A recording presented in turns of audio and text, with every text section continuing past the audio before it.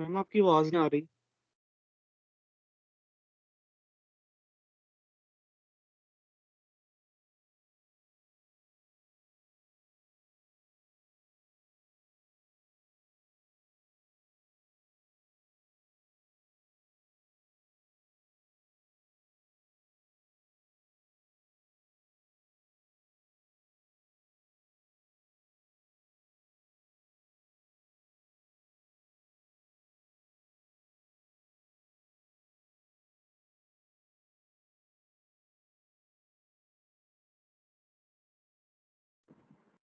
आवाज़ नहीं आ रही मैम आपकी।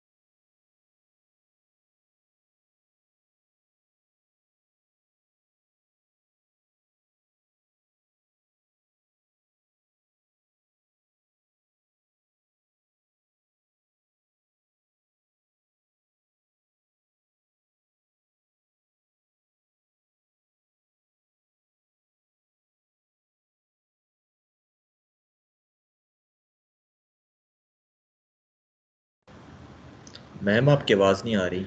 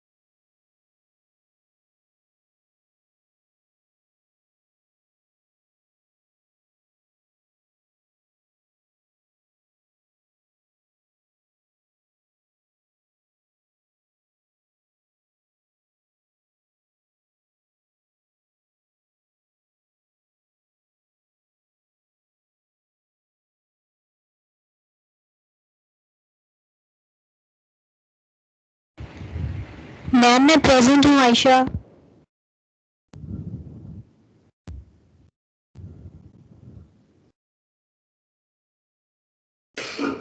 यार बाकी सबको मैम की आवाज़ आ रही है या मुझे नहीं आ रही?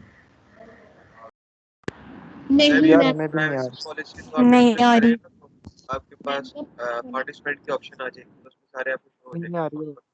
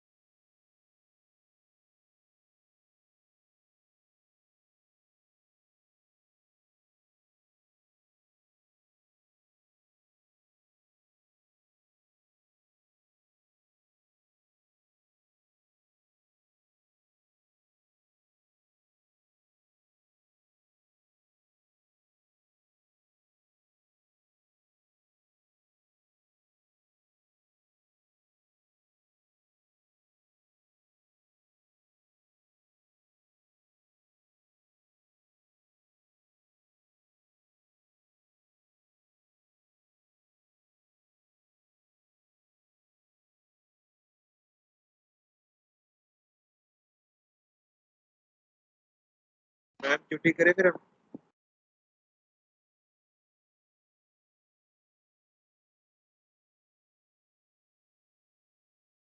कर ले। बेटा पहले आप तो छुट्टी करो।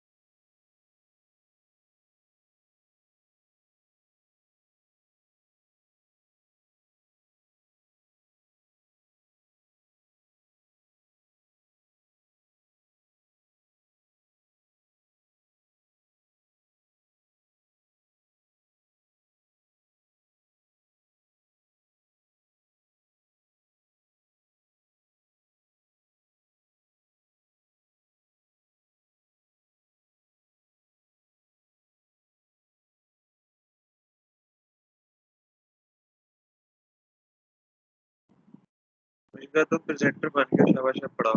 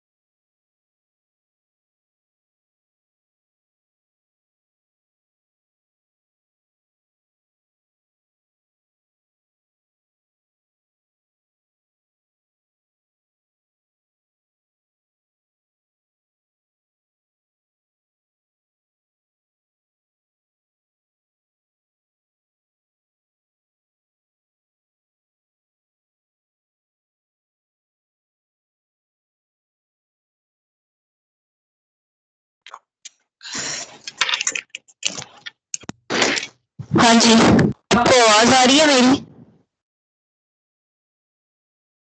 यस मैम अब आ रही है। Yes ma'am. ये मैंने फोन के साथ अटैच किया इसलिए। अच्छा, मुझे जरा देख के बता सकते हैं आप कि आपको स्क्रीन शो हो रही है मेरी कि नहीं? नहीं, स्क्रीन शो हो रही है? अभी हाँ? नहीं हो रही।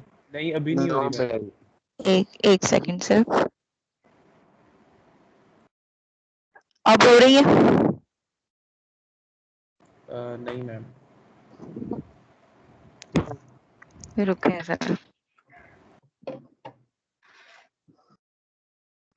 बेसिकली कनेक्टिविटी इशू हो गया और which made a mess. जितना कोशिश थी कि आप लोगों को असिस्ट किया जाए उतना ही आपको इरिटेट कर दिया है, बॉदर कर दिया है। ओके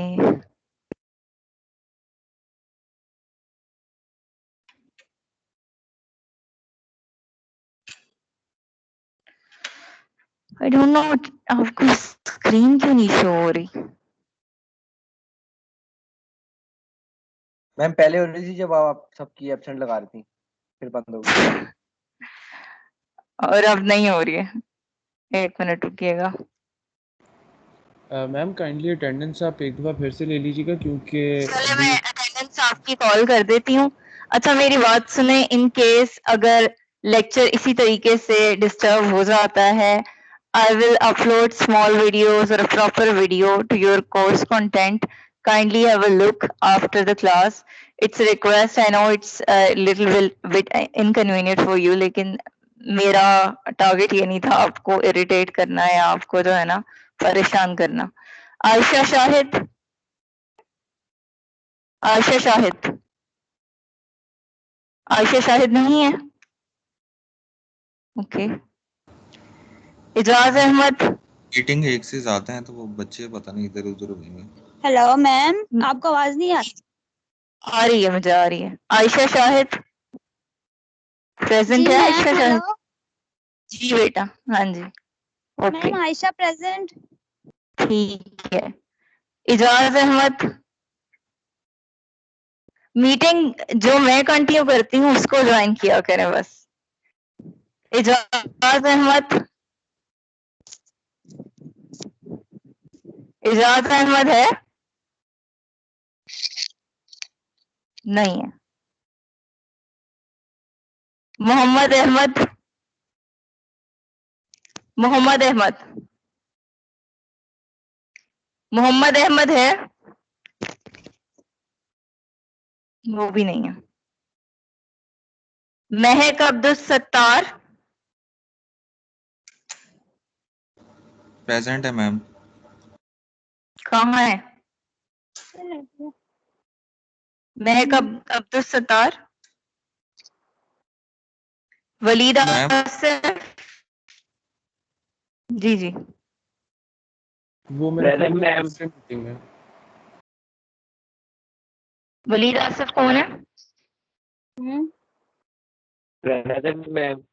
40। किधर है प्रेजेंट? मुझे शो करा है ना, मुझे स्क्रीन पे तो शो नहीं हो रहा आपका नेम। मुझे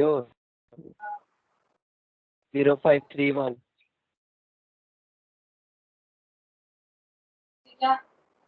ठीक है वलीद, सही है, यू आर प्रेजेंट। राजा मोहसिन, भतीजा, मामा करे बर्थडे कोड़े वाला तो नहीं आया? उठ जाओ अब। Raja Mohsin kindly turn off your mics please. After marking yourself present kindly turn off your mics. Waleed Asif, Abdul Rauf, who is Abdul Rauf? मुझे शो तो नहीं हो रहा कोई अब्दुल रऊफ हो इस मीटिंग में। Ma'am 0511 present ma'am, present. Present है ma'am. Abdul Rauf present. Ma'am can you hear me? Roll number बताएं मुझे अपना। 0511। शो क्यों नहीं हो रहा मुझे आपका नेम? मैम मेरा नेम शो हो रहा है मुझे तो। हाँ जी सही है, यू आर राइट। अच्छा जी। Mirza Usama Ali Baig, present ma'am. Hamza Ilyas Kayani, present ma'am.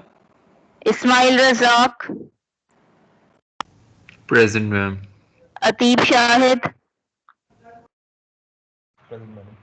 Shahid, Mohammad Siddiqui, Ehsan Iqbal,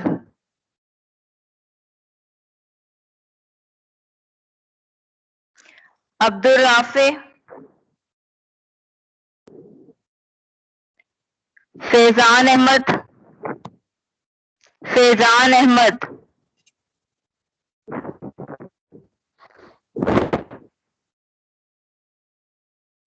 Faizan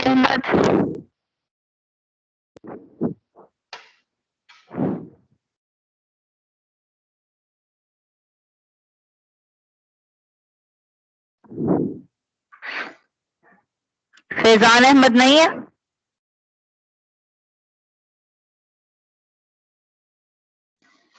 अच्छा, अमीर अली है।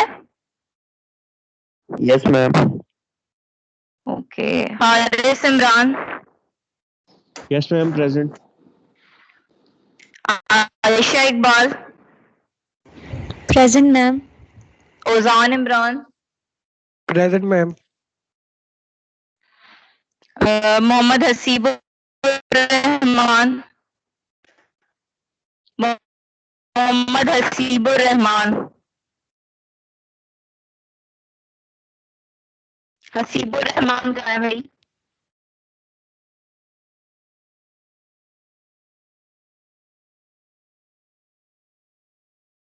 मुबीन महबूब, मोहम्मद अरबाज, मैम एहसन मुबीन इकबाल प्रेजेंट। एहसन क्या? Iqbal present. Ehsan Iqbal present ma'am. ठीक है, मुबीन फैजान प्रेजेंट है। Present ma'am. महबूब कौन है? Present ma'am. मुबीन कौन है? Ma'am present.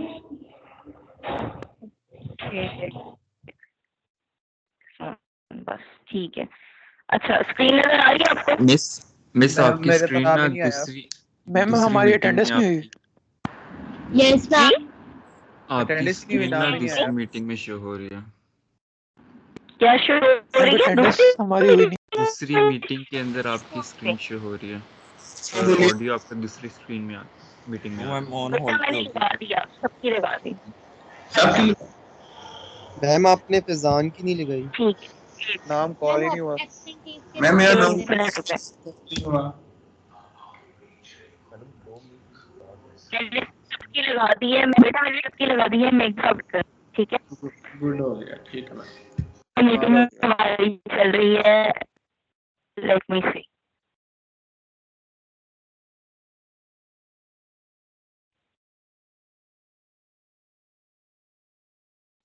हाँ जी, अब मुझे काइंडली बताइएगा आपको मेरी स्क्रीन शो हो रही है कि नहीं हो रही?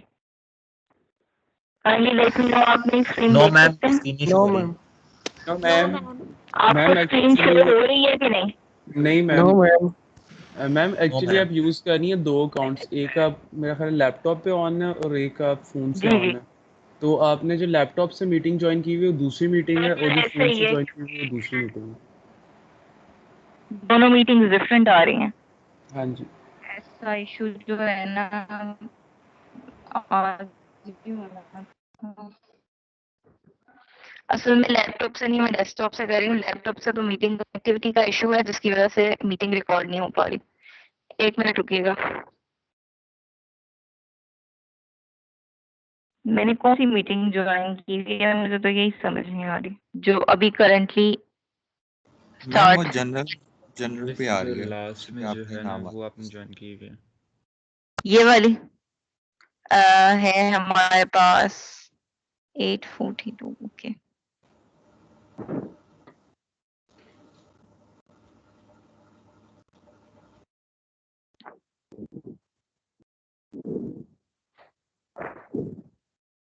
ये मीटिंग है हमारी, ये हमारी मीटिंग है।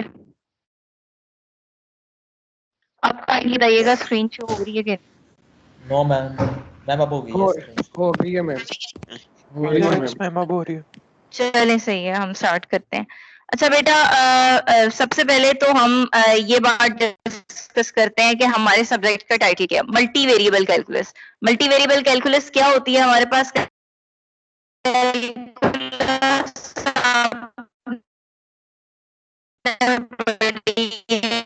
मैम आवाज आपकी गायब हो गई, कट कट के आ रही है। मैम आपकी आवाज बहुत लैग हो रही है।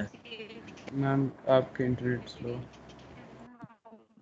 इंटरनेट का इशू लग रहा है मैम आपका, सब बंद हो गई है आवाज। मैम आपकी आवाज ही नहीं आ रही सही से। अब आ रही है? भी नहीं समझ आई, अब Yes, समझ आ ma'am. इंडिपेंडेंट अब बेहतर है। जी क्या कह रहे हैं? आवाज क्लियर नहीं। डिस्टोर्शन आ रही है, डिस्टोर्शन अभी क्लियर हो जाएगी, just give me a second. अच्छा, आपके पास जो है ना बेटा, सिंगल वेरिएबल में क्या होता है, आपके पास जो कैलकुलस आपने पढ़ी थी, एक आपके पास वेरिएबल होता था इंडिपेंडेंट वेरिएबल और एक आपके पास वेरिएबल होता था डिपेंडेंट वेरिएबल। इंडिपेंडेंट वेरिएबल और डिपेंडेंट वेरिएबल सिंगल होता था, उसकी एग्जांपल हमारे पास फंक्शन की होती थी। मिसाल के तौर पे मैं कहती हूँ भाई आप मुझे ना एरिया ऑफ अ स्क्वायर निकाल दें। एरिया ऑफ अ स्क्वायर का क्या फॉर्मूला होता है? A is equals to x square. ऐसे ही है, A is equals to x square आपके पास जो है वो एरिया ऑफ अ स्क्वायर का फॉर्मूला होता था, ठीक है, अगर आपको याद हो। अच्छा, तो एरिया ऑफ अ स्क्वायर का जब आप फॉर्मूला लगाते थे तो एरिया जो था it used to depend on the length of the side, ठीक है। स्क्वायर की चारों साइड्स इक्वल होती है ना, ऐसा ही है ना। तो अगर मैंने एरिया निकालना है किसी स्क्वायर का तो मेरे पास ये फॉर्मूला होता है, A is equal x square, ठीक है। एक्स क्या होता है? Side of the square, length of the side of the square. अब अगर मैं आपको कहती हूँ बेटा मुझे एरिया निकाल दें किसका? रेक्टेंगल का। रेक्टेंगल लेंथ टू, अब आपके पास जो एरिया ऑफ रेक्टेंगल होता है बेटा वो डिपेंड करता है दो क्वांटिटीज पे। किस पे? रेक्टेंगल की लेंथ पे और रेक्टेंगल की विड्थ पे। जब कोई एक चीज एक से ज्यादा चीजों पे डिपेंड कर रही होती है तो हम कहते हैं कि हमने जो कैलकुलस थी अब वो हम यूजलेस जो हमने पढ़ी थी उसमें एक इंडिपेंडेंट वेरिएबल होता था, एक डिपेंडेंट वेरिएबल होता था। फंक्शन में यही पढ़ते थे ना, हमारे पास फंक्शन जो होता था उसमें एक डिपेंडेंट वेरिएबल होता जिसको हम y कहते होते थे और x को हम इंडिपेंडेंट वेरिएबल कह दिया करते थे।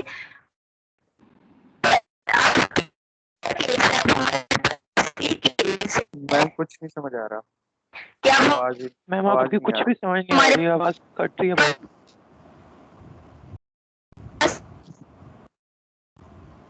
अब आवाज गायब हो गई है। एक इंडिपेंडेंट मैम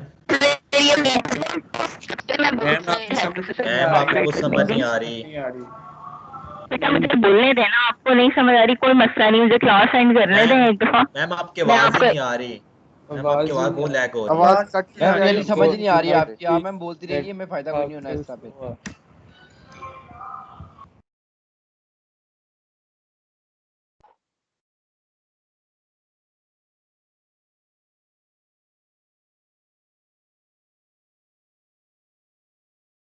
रिजॉल्व कर ले रहे हैं, ठीक है। Kindly let me speak. अभी मेरा इंटरनेट का इशू है तो फिलहाल मैं कुछ भी नहीं कर सकती। मैं यही कर सकती हूँ कि लेक्चर के बाद आपको जो है ना वीडियोस अपलोड कर दूं, इंशाल्लाह उसमें आपके सारे प्रॉब्लम्स जो है ना क्लियर हो जाएंगे। It was a disaster. खैर, अच्छा भाई आपको टू वेरिएबल फंक्शंस की मैं आपको एक एग्जांपल देती हूँ। मिसाल के तौर पे ट्रांसपोर्ट है आपकी, ठीक है, और आपने क्या करना है कि आपने जो है लेट से आपने लोकल बस यूज की है और लोकल बस से आपने एक स्टॉप से दूसरे स्टॉप तक जाना है। आपको एक टिकट मिलती है 20 रुपए की, 40 रुपए की, आपने वो पे करनी है, उससे ज्यादा आपने पे नहीं करना, ठीक है ना। ऑन द अदर हैंड अगर आप जो है अपनी कन्वीनियंस के लिए उबर यूज करते हैं तो उबर का रेंट जो है या उसमें आपका रेंट किन दो चीजों पे डिपेंड कर रहा होता है, आप सबको पता है, तकरीबन सब बच्चे उबर यूज करते हैं। वो डिपेंड करता है आपने कितना टाइम ट्रेवल किया है और कितना डिस्टेंस आपने ट्रेवल किया है। आपका फेयर इन दो चीजों पे डिपेंड करता है। अब आपका फेयर एक सिंगल चीज पे डिपेंड नहीं करता, आपका फेयर डिपेंड किया करता था पहले किसके ऊपर, डिपेंड करता था कि आपने स्टॉप तक जाना है तो बस में सिंगल टिकट होती है, it depends on stop to stop depend करता है, ठीक है।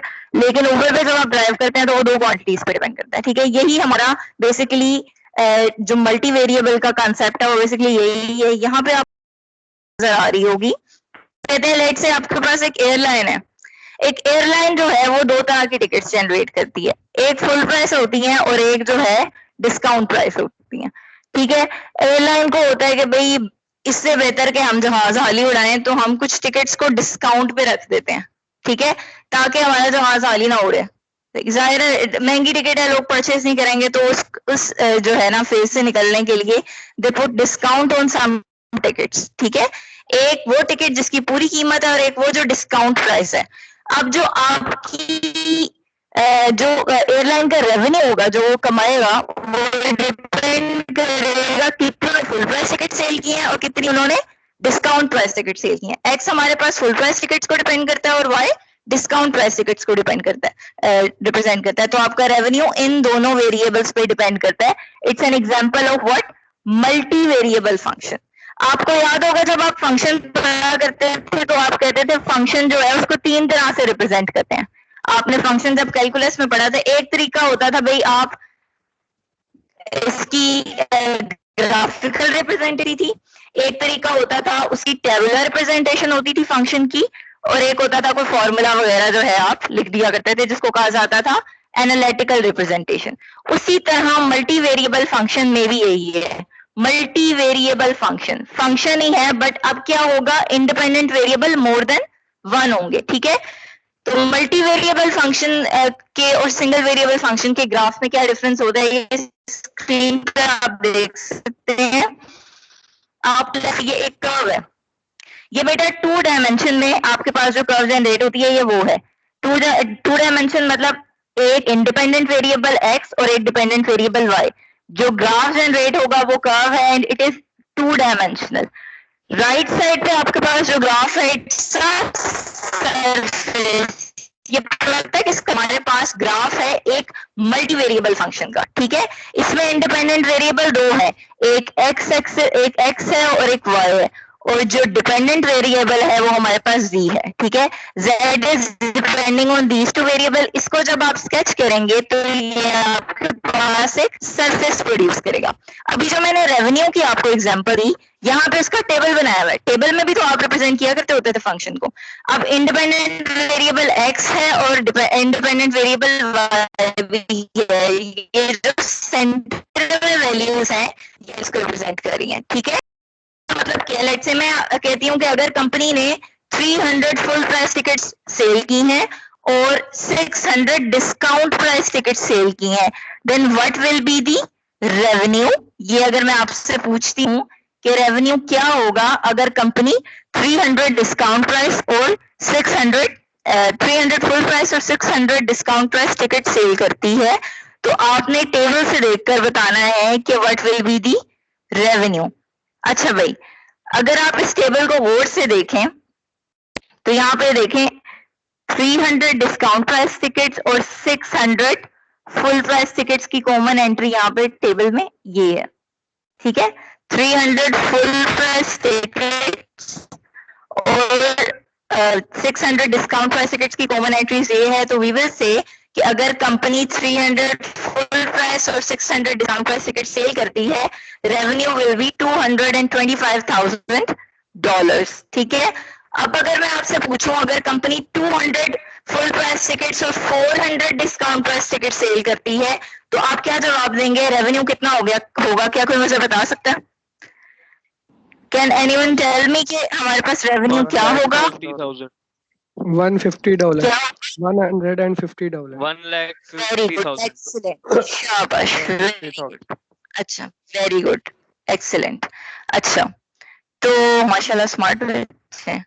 अच्छा, नेक्स्ट हमारे पास एग्जांपल है बेटा कार लोन की। कुछ लोग ऐसे भी करते हैं ना जो ज्यादा नहीं जिनकी अर्निंग मिडिल क्लास लोग होते हैं, जैसे कि हम लोग होते हैं, तो जब कार हम खरीदते हैं तो हम कभी कभी बैंक से लोन पे भी कार ले लेते हैं, जिसे कहते हैं किस्तों पे कार ले लेना। किस्तों पे आजकल ये बड़ा क्या कहते हैं उसको, किस्तों पे आप मोबाइल इलेक्ट्रॉनिक्स सारी चीजें ले लेते हैं, ठीक है। उसी तरह वो एग्जांपल दे रहा है, वो कह रहा है जो कार अगर कोई लोन लेता है कार लेने के लिए बैंक से, तो वो जो लोन की मंथली पेमेंट्स देनी पड़ती है। ऐसा ही है ना, जब गाड़ी लोन पे लो तो बैंक कहता है आप हमें मंथली पेमेंट्स दे दिया करें। अब वो जो मंथली पेमेंट्स होती हैं वो किन दो चीजों पे डिपेंड करती हैं?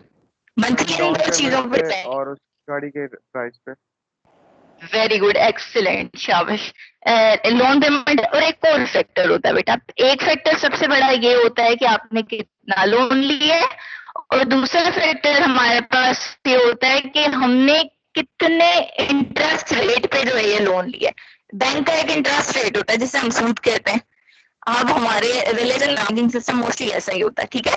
तो बेसिकली वो क्या होता है कि लोन आपने कितना लिया और कितने परसेंट जो है इंटरेस्ट रेट पे जो है ना आपने ये लोन लिया है, उस हिसाब से आपकी मंथली पेमेंट्स वेरी करती हैं, ठीक है।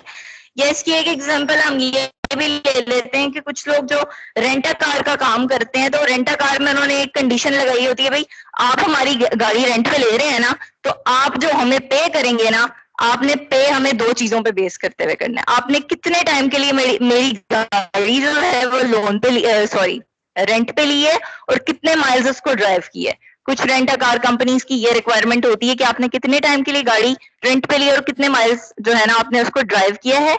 इन दो चीजों पे बेस करेगी क्या वो पैसे जो आपने रेंट कार वालों को पे करने हैं, ठीक है। तो basically there are plenty of examples of multi variable functions around you. Real life में ना मल्टी वेरिएबल की बहुत ज्यादा एग्जांपल्स हैं। आप कोई भी एग्जांपल आज बैठ के जरा गौर करना कि हार्डली होता है कि कोई एक चीज किसी एक फैक्टर पे डिपेंड करी होती है। डिपेंडेंसीज जो क्वांटिटीज में होती है ना, जो रिलेशनशिप होता है, एक चीज मोस्टली एक से ज्यादा चीजों पे डिपेंड कर रही होती है। तो मल्टी वेरिएबल कैलकुलस पढ़ाने का रीजन ही ये है, ठीक है। आप आईटी के बच्चे हैं, 3D ग्राफिक्स, कंप्यूटर ग्राफिक्स में आपने इसका बड़ा यूज करना है। आप लोगों को अभी शायद पता नहीं होगा, लेकिन बेसिकली जब आप फर्दर इसको स्टडी करेंगे आपको अंदाजा होगा ये गेम थ्योरी वगैरह में 3D इफेक्ट्स वगैरह ये सब कैलकुलस मैथमेटिक्स बेस्ड होते हैं, ठीक है। हम प्रोग्रामर्स हैं नहीं हैं, हम आपको ये तो नहीं बता सकते कि आपने इनको यूज कैसे करना है, बट हम आपको ये बता सकते हैं we are the tool providers. हम आपको टैलेंट प्रोवाइड कर रहे हैं, हम आपको ये कराना सिखा रहे हैं। इसको यूज आपने इंशाल्लाह लाजमी करना है, आप इसको फ्यूचर में देखेंगे। अच्छा, यहाँ पर अभी आप स्क्रीन पर देखेंगे कि एक मैंने सिंगल वेरिएबल फंक्शन का फॉर्मूला देखा हुआ है और ये लिखा हुआ है मल्टी वेरिएबल फंक्शन। एक्स है, यहाँ पे इंडिपेंडेंट वेरिएबल एक्स और वाई है और डिपेंडेंट आर है, ठीक है। तो बेसिकली मल्टी वेरिएबल फंक्शन और सिंगल वेरिएबल फंक्शन में ये डिफरेंस है कि मल्टी वेरिएबल में इंडिपेंडेंट वेरिएबल एक से ज्यादा होता है, डिपेंडेंट हमेशा एक रहता है दोनों में, इंडिपेंडेंट वेरिएबल एक से ज्यादा होता है। मेन टॉपिक की तरफ आते हैं, बड़ा मजे का टॉपिक है, आपने पहले भी पढ़ा हुआ है, वेक्टर्स का टॉपिक है, बड़ी दफा पढ़ा हुआ है, अगर नहीं याद तो कोई मसला नहीं। ये क्रिकेट की एक एग्जांपल है, उससे पहले मैं एक और आप लोगों से एक छोटा सा सवाल पूछती हूँ। मुझे ये बताएं, जब आपने अगर मैं आपको कहती हूँ कि बेटा मेरा ना मेरे घर से यूनिवर्सिटी तक का फासला 5 किलोमीटर का है, तो क्या मेरे घर से यूनिवर्सिटी तक पहुंचने के लिए ये इन्फॉर्मेशन इनफ है कि मुझे पता हो कि फासला कितना है? मुझे बस ये पता है कि मेरे घर से यूनिवर्सिटी का फासला 5 किलोमीटर है। मैं उबर बुलाती हूँ, उबर नहीं, मैं रैंडमली कोई भी किसी को भी बुलाती हूँ और उसको मैं कहती हूँ कि भाई मुझे ना गाड़ी पे मेरी यूनिवर्सिटी छोड़ा है, मेरी जो यूनिवर्सिटी है ना वो 5 किलोमीटर दूर है। It will make no sense. वो कहेंगे ये आप क्या बोंगियां मारी हैं। पहले ये तो बताएं किस डायरेक्शन में जाना है आपने जहां जाना है हमें उसकी डायरेक्शन तो बताएं, रास्ता तो बताएं। तो लाइफ में किसी भी फिजिकल क्वांटिटीज में बड़ी दफा ऐसे भी होता है कि आपके लिए डायरेक्शन मस्ट हो जाती है। घर से यूनिवर्सिटी तक जाने के लिए फासला पता होना जरूरी नहीं है, सिर्फ डायरेक्शन भी पता होनी चाहिए। यहाँ पर जो एक कंसेप्ट आपके पास क्रिएट होता है, इट्स कॉल्ड वेक्टर्स। वेक्टर क्या है? कोई भी ऐसी क्वांटिटी क्या होती है? जिस चीज की कोई न्यूमेरिकल वैल्यू होती है वो क्वांटिटी होती है, ठीक है। तो जहां पर डायरेक्शन मास्ट हो जाती है वो वेक्टर्स बन जाते हैं। अब बड़े मजे की उसकी एक एग्जांपल दो, पुश और पुल का मसला। ये मेंटल इशू होता है हम सबका, हम जहां पे दरवाजे पे लिखा होता है ना पुल, हम उसको पुश करते हैं। अच्छा आप जरा एक बात मुझे बताएं, एक दरवाजे पे लिखा हुआ है पुल, आप उसको जितनी भी फोर्स से पुश कर लें कभी वो खुला है आज तक? नहीं खुलता। एक दरवाजे पे लिखा हुआ है पुल और आप उसको पुश करते रहे वो नहीं खुलता, जितनी मर्जी फोर्स लगा लें, पागल हो जाए, कोई फर्क नहीं पड़ता। क्यों? क्योंकि यहाँ पर जो आप एक चीज अप्लाई कर रहे हैं ना वो है force. Force is a quantity और फोर्स की डायरेक्शन मस्त हो जाती है। फोर्स आप जितनी मर्जी लगाएं, अगर आपको डायरेक्शन नहीं ना पता आपने किस डायरेक्शन में फोर्स लगानी है, तो आपको अपना जो है ना रिजल्ट नहीं मिलेगा, जो आपका डिजायरिंग रिजल्ट है वो आपको नहीं मिलना। तो बेटा direction is very compulsory in many quantities, in real life quantities. यहाँ पे उन्होंने बड़ी मजे की एक एग्जांपल दी है, क्रिकेट, बच्चों को काफी क्रिकेट का शौक होता है। क्रिकेट की वो एग्जांपल ये देते हैं कि भाई जब एक बैट्समैन की तरफ बॉल फेंके ना तो 3 पॉसिबिलिटी ज्यादातर होती है। एक तो यह होती है कि वो हिट करेगा बॉल को और बॉल जो है ना वो जाके फील्डर के सामने गिर जाएगा या ड्रॉप हो जाएगा उससे, जैसे मोस्टली शाहिद अफरीदी से होता है। अच्छा, सेकंड आपके पास हो गई, या वो कैच आउट हो जाएगा, कोई पकड़ लेगा उसका, बॉल पकड़ लेगा, उसने आउट हो जाना है। या वो बॉल को हिट करेगा तो इतना लंबा उसने छिक्का मार देना, सिक्सर मार देना। 3 पॉसिबिलिटीज है ना। अब ये किस पे बेस करती हैं? ये बेस करती हैं भाई उसने किस डायरेक्शन में बॉल को हिट किया। यहाँ पे डायरेक्शन मस्त हो जाती है। अगर वो बैट लेकर खड़ा रहेगा तो क्या कोई रिजल्ट प्रोड्यूस होगा? कोई रिजल्ट प्रोड्यूस नहीं होगा। ठीक है, तो बेसिकली फोर्स आपके पास या वेलोसिटी या डिस्प्लेसमेंट, ये कुछ लफ्ज आपने सुने हैं, ये वेक्टर क्वांटिटीज है। फोर्स एक वेक्टर क्वांटिटी है क्योंकि उसमें डायरेक्शन मस्त हो जाती। फोर्स का लफ्ज आपके लिए बड़ा कॉमन, आप रियल लाइफ में भी देखते हैं। मैंने आपको कहा दरवाजे की बड़ी सादा सी एग्जांपल मैंने आपको दरवाजे की दी है कि आप उसको पुश करेंगे करेक्ट डायरेक्शन में तो ही अपनी तरफ उसको पुश करेंगे तो उसने खुलना है। ठीक है ना, प्रॉपर डायरेक्शन इसमें मस्ट होती है। उसी तरह यहाँ पे मैंने आपको क्रिकेट की एक एग्जांपल दे दी। तो बेटा जो वेक्टर्स होते हैं ना, अगर हम अब ग्राफिकली उनका जरा डिस्कस कर रहे हैं, ये देखें जरा स्क्रीन पे एक ब्लू आपको लाइन नजर आ रही होगी और उसके आगे एक एरो लगा होगा। ठीक है ना, तो ग्राफिकली हम वेक्टर को कैसे रिप्रेजेंट करते हैं? ठीक है, इस चीज का मैथमेटिकली इसकी क्या रिप्रेजेंटेशन है?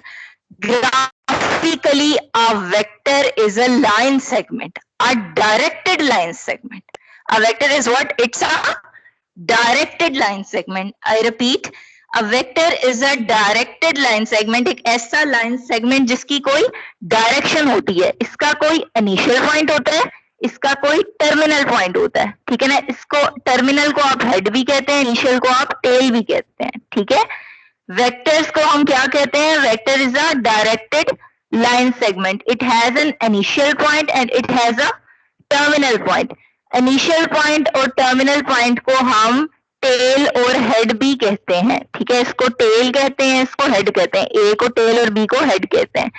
डायरेक्ट इसकी रिप्रेजेंटेशन कैसे होती है? अगर ए आपका इनिशियल पॉइंट है और बी आपका टर्मिनल पॉइंट है तो ए बी के ऊपर हम ये एक एरो सा लगा देते हैं। ये हमें बता रहा होता है कि ये एक ऐसा वेक्टर है जो ए से शुरू हुआ और बी पर खत्म हुआ।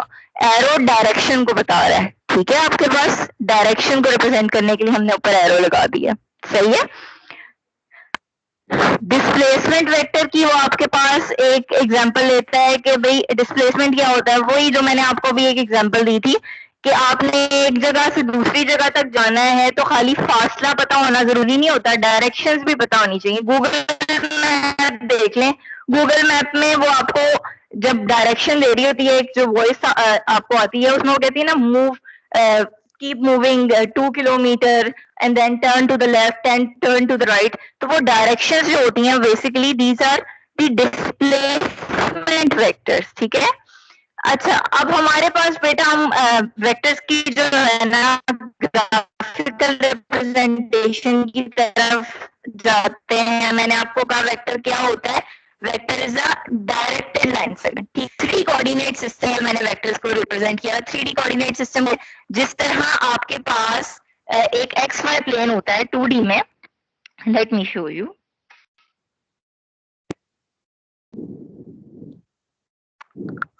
हाँ जी, 2D में आप पढ़ा करते होते थे इस तरह से एक Y एक्सेस होता था, ठीक है, और एक X एक्सेस हुआ करता था। ऐसे ही है। अब आपके पास 3D में क्या होगा, क्योंकि आपके पास एक यहाँ पर हमारे पास हाइट भी आ जाती है। 3D में हमारे पास 2 नहीं बल्कि 3 एक्सेस होते हैं, ठीक है। अगर आपके पास 2 इंडिपेंडेंट वेरिएबल है और एक डिपेंडेंट वेरिएबल है, we will have 3 axes. It will be x axes, y axes and z axes. उसकी एग्जांपल आप अपने एक रूम में कहीं पे भी बैठे हैं, अपने रूम का एक कॉर्नर देखें, ठीक है, उसमें आप फ्लोर की 2 साइड्स को हम एक एक्स एक्सिस कह देते हैं, एक वाई एक्सिस कह देते हैं, एंड देन सीलिंग की तरफ जो कॉर्नर जा रहा है उसको हम जी एक्सिस कह देते हैं, ठीक है ना। अगर आप इसको अपने एक रूम के कॉर्नर की तरह भी रिप्रेजेंट की तरह भी कंसीडर करना चाहें, ठीक है। 3D में हमारे पास क्या होता है, एक एक्स एक्सिस होता है, एक वाई एक्सिस होता है, एक जी एक्सिस होता है, ठीक है, because we have more than 1 independent variable, ठीक है। एक वेक्टर को बेटा अब हमने ये देखना है कि उसके रिप्रेजेंट करने के या उसको लिखने के क्या क्या तरीके हैं। हमने कहा कि मिसाल के तौर पे आपके पास 3D में आपके पास एक पॉइंट है, ठीक है, एक पॉइंट है जिसके कोऑर्डिनेट्स है v1 v2 v3, ठीक है। मिसाल के तौर पे आप कह लें 1 2 3 है आपके पास कोई पॉइंट, सही है। एक मिनट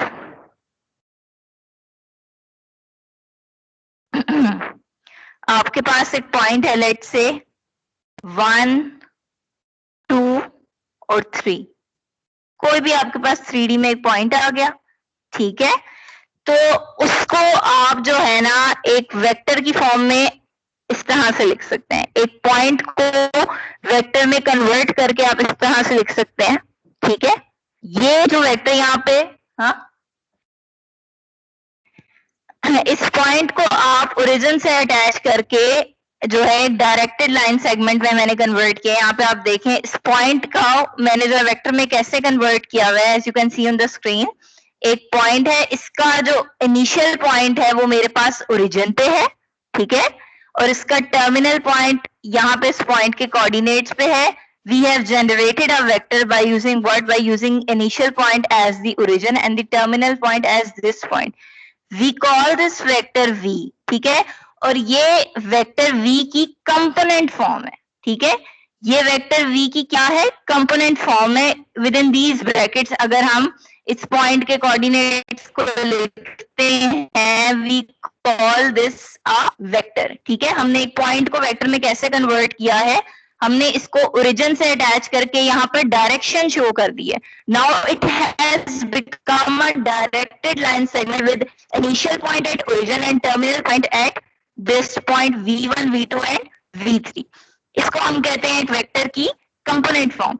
एक वेक्टर की स्टैंडर्ड फॉर्म क्या होती है, वेक्टर के में जो आपके पास वेक्टर का x, y और z कंपोनेंट होता है, इसको हम कहते हैं ये वेक्टर का x कंपोनेंट है, इसको हम कहते हैं वेक्टर का y कंपोनेंट है, और इसको कहते हैं वेक्टर का z कंपोनेंट है।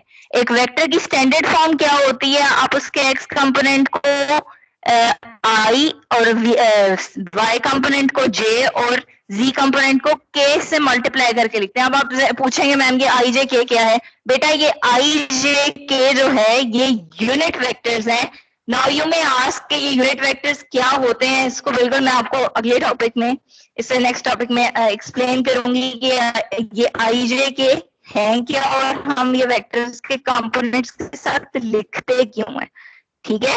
ये मैं आपको भी एक्सप्लेन करती हूँ। अभी के लिए आप ये सुन लें, एक vector with component v3, x component, y component, z component, अगर आप उसको विद इन दीस ब्रैकेट्स लिखें, इसको हम कहते हैं वेक्टर की कंपोनेंट फॉर्म।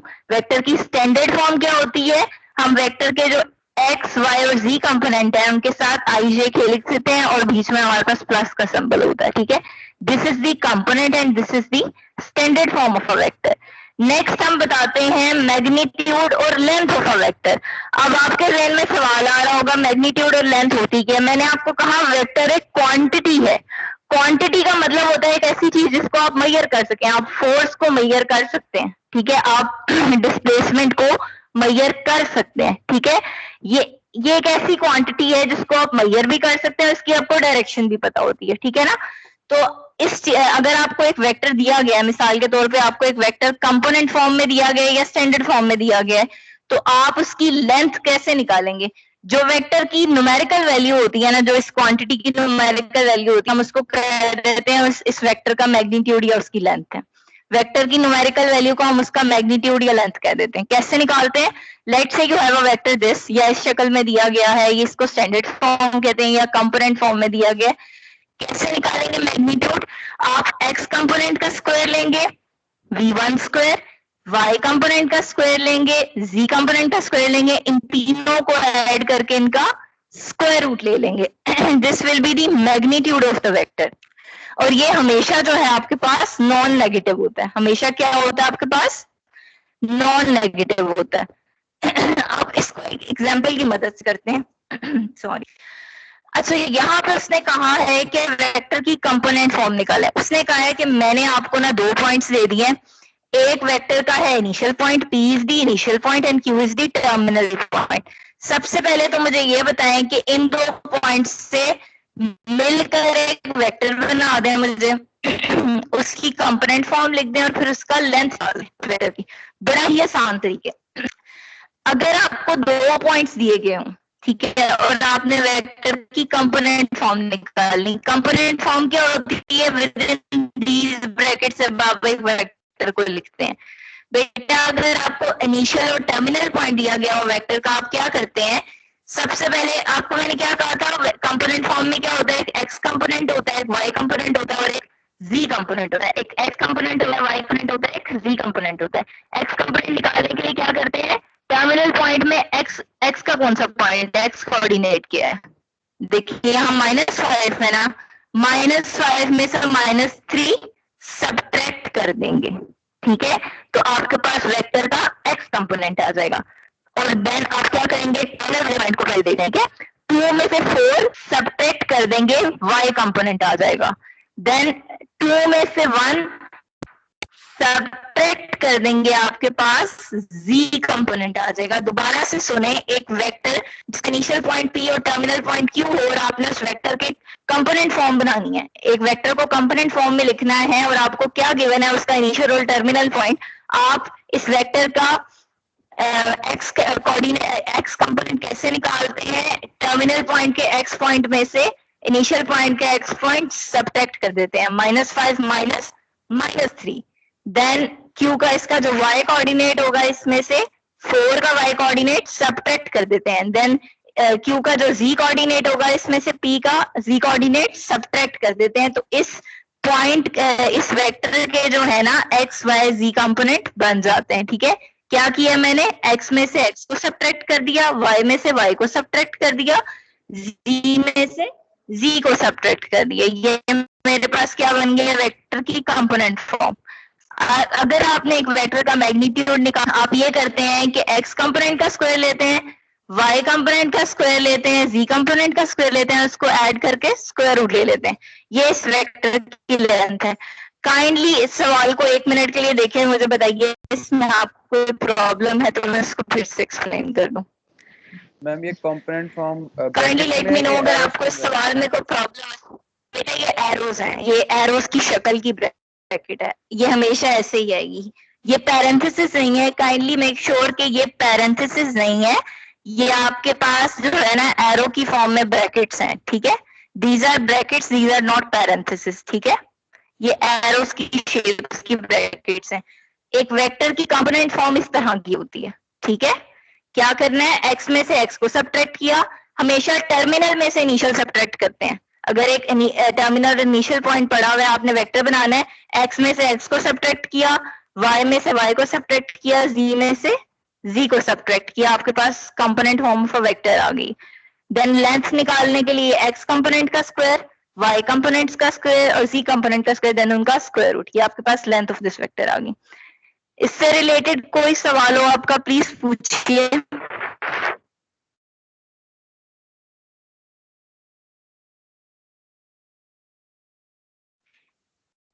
No ma'am. अच्छा, इस अगला टॉपिक में फौरन से मैम ये स्लाइड शेयर कर दीजिए। 2 मिनट रह गए हैं। यूनिट वेक्टर को इतना मुश्किल नहीं बेटा। यूनिट वेक्टर क्या होता है? जी बेटा, ऐसा वेक्टर है जिसकी लेंथ 1 होती है। यूनिट वेक्टर क्या है? एक ऐसा वेक्टर जिसकी लेंथ 1 होती है। बेसिकली ज्यादातर कहाँ यूज किया जाता है? ये डायरेक्शन को रिप्रेजेंट करने के लिए यूज किया जाता है। जैसे कि आप देखेंगे हमारे पास 3 स्टैंडर्ड वेक्टर्स होते हैं।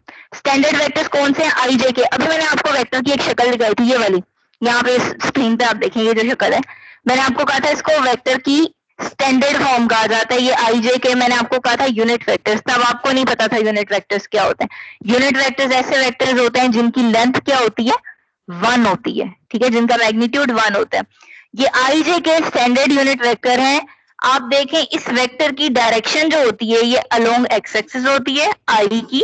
जे वेक्टर की डायरेक्शन अलोंग वाई एक्सिस होती है। के वेक्टर की जो डायरेक्शन है ये अलोंग जी एक्सिस होती है, ठीक है।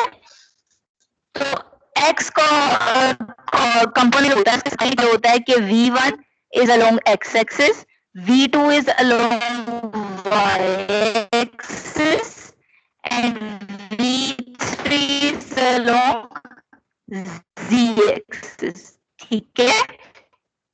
हर वेक्टर को हम as a combination of these standard form में ये 3 वेक्टर्स होते हैं, क्योंकि इनके जो है ना यहाँ पे अगर आप ये एक्सप्रेशन देखें एज अ कॉम्बिनेशन आप हर वेक्टर को इसकी शक्ल में लिख सकते हैं। अगर आप इसको नहीं लिखिएगा एज अ रिजल्ट आपके पास ये चीज आएगी। यूनिट वेक्टर बेटा क्या होता है? यूनिट वेक्टर एक ऐसा वेक्टर होता है जिसकी लेंथ 1 होती है। There are 3 standard unit vectors I J K. I is along x-axis, J is along y-axis, and K is along z-axis. I represents represents a vector which is it represents the direction of x-axis, ठीक है? J represents the direction of y-axis and K represents the direction of z-axis, ठीक है? अगर आपके पास एक vector है और वो यूनिट वेक्टर नहीं है, जैसे कि ये देखें ना, यहाँ पे 2 square plus 4 square plus 6 square, इसका मैग्नीट्यूड वेक्टर का निकालेंगे, यूनिट वेक्टर तो नहीं ना। आपने इसको यूनिट वेक्टर बनाना है तो क्या करते हैं? एक वेक्टर को यूनिट वेक्टर बनाने के लिए सिर्फ उसको उसके मैग्नीट्यूड से डिवाइड कर देते हैं, ठीक है। यहाँ पे एक एग्जांपल आपको स्क्रीन पे नजर आ रही होगी। एक वेक्टर है जिसके कंपोनेंट्स 1 2 3 है, इसका मैंने मैग्नीट्यूड निकाला, √14 आ गया। आप इस वेक्टर को इसके मैग्नीट्यूड से डिवाइड कर दें, इस वेक्टर को इसके मैग्नीट्यूड से डिवाइड कर दें, ये जो नया वेक्टर जनरेट हुआ है ना, ये वेक्टर v का यूनिट वेक्टर है, ठीक है। ये जो नया वेक्टर जनरेट हुआ है ये वेक्टर v का क्या है?